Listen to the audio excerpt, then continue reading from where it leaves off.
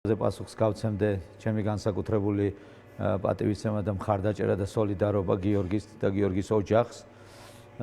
დარწმუნებული ვარ, ეს უგუნური ხელისუფლება თუ სწორ გადაწყვეტილებას არ მიიღებს, ჩვენ რაღაც ღონისძიებებს განვახორციელებთ, რომ მივაღებინოთ ეს გადაწყვეტილება შემდგომ და ჩემი პირადი მხარდაჭერა კიდე თქვენს ოჯახს.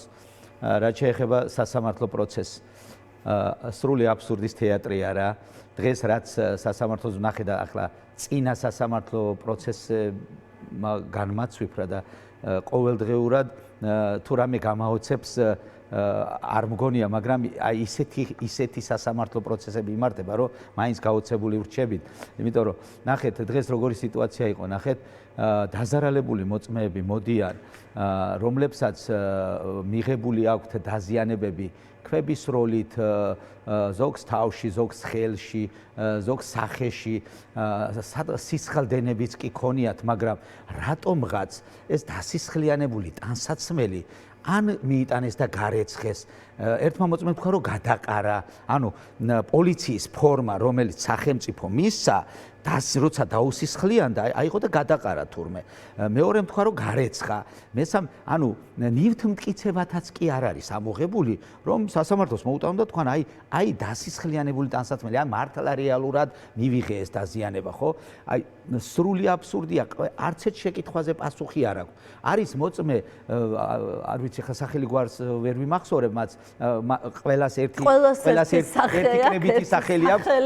ეს არის ცრუ მოწმე, ყველას ერთი კრებითი სახელი აქვს, ცრუ მოწმე. ერთ-ერთი ცრუ მოწმე, აი არ ვიცი, თითქმის ყველა შეკითხვაზე პასუხობდა, არ მახსოვს, სავარაუდოდ ასეა, კარგად ვერ ვიხსენებ. ივანე კაპანაძე, მაინც მინდა ვთქვა მისი გვარსახელი, იმიტომ რომ ვინმე შეიძლება მეზობელი ყავდეს, ნათესავი ყავდეს, ახლობელი ყავდეს, იცოდეთ, რომ ეს ივანე კაპანაძეა, ცრუ მოწმე ივანე კაპანაძე. და ნახეთ, არაფერი არ ახსოვთ, არაფერი არ უნახავთ, ამ ბავშვებისადმი პრეტენზიაც კი არ აქვს. რო ეკითხებიან, რომ აი არიან ის ადამიანები, რომლებისგანაც თქვენ მიიღეთ დაზიანებები.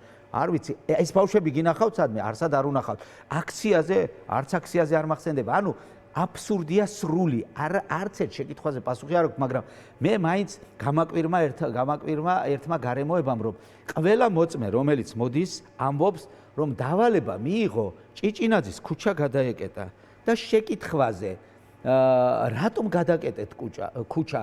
პასუხი არის, რომ უფროსებმა დაავალეს. ვისი დავალება? უფროსებმა დაავალეს და აი უფროსები ვინ არიან და აი ცოცხალი თავით სახელ გვარს არ ამბობენ ამ უფროსები. სამართალ დამცველები. 3 უფროსი მყავს, ძახის 5 უფროსი მყავს. აი რომელმა დამავალა არ მახსოვს და ყველაზე მთავარი კიდე რა იყო, იცით რომ როცა მივედითო 2 საათის მერეო ატყდა რაღაცნაირადო ყველა ერთად გაგიჟდა თურმე აქციის მონაწილეები და ქვების როლა დაიწყეს და 2 საათი მისვლიდან 2 საათი სრული სიმშვიდე ყოფილა.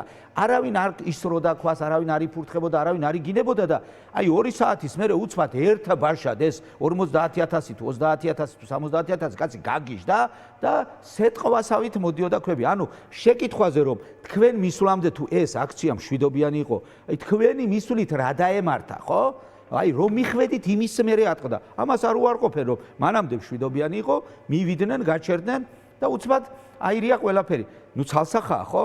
რომ პოლიციის პროვოცირებულია და ამავდროულად არც იმას არ უარყოფენ, რომ ამ მომიტინგეებში სპეცდანიშნულების რასაც ხშირად ჩაიშმელაშვილიც ამბობდა, გახსოვთ? სუსის თანამშრომლები, პროვოკატორები, შეგზავნილები, რომლებიც ნახეთ როგორ ხდება, რეალურად ასეა, რა თუნდა ამას ბევრი ამბავი. აქციის მონაწილეები არ ესხმიან თავს პოლიციელებს.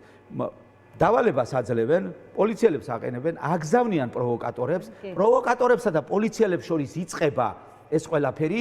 პოლიციელები გადმოდიან უკვე არა პროვოკატორების, არამედ აქციის მონაწილეების წინააღმდეგ და მე ირევა ყველაფერი ახლა აქციის მონაწილეები და მე იჭერენ ამ ახალგაზრდებს. და ეს წინააღმდეგობა მე გადადის იმაში, რომ გამეტებულად ცემენ ლამის იმასაც არ ერიდებიან, რომ სიცოცხლეც კი წაართვან. ეხლა ხშირად ვიცი ამის თქვა, რომ ღმერთმა დაგვიფარა, რომ ვინმე არ შემოაკვდა, თორე იმდენი ადამიანი სასიკვდილოდ გაიმეტეს, ერთიც რომ მომკვდარიყო, კაცმა არ იცის რა მოვლენები შეიძლება განვითარებულიყო. ანუ იმის თქვა მინდა, რომ არანაირი სამართალი არ არსებობს, სასამართლო არ არსებობს, უბრალოდ კიდევ ერთხელ ვიმეორებ, აი ამ პროცედურების ჩამთავრება უნდათ და უნდა დააყენონ განაჩენი, იმიტომ რომ დიდად არც იმაზე არ დარდობენ, რომ რაღაც მტკიცებულებები მოიტანონ და ვიღაც რამე უმტკიცონ, იმიტომ რომ ჯიბის პროკურორი, ჯიბის მოსამართლე შეკვეთილი გადაწყვეტილება პოლიტიკური პროცესი და დადგება ის განაჩენი, რასაც პოლიტიკური ხელისუფლება უბრძანებს სასამართლოს და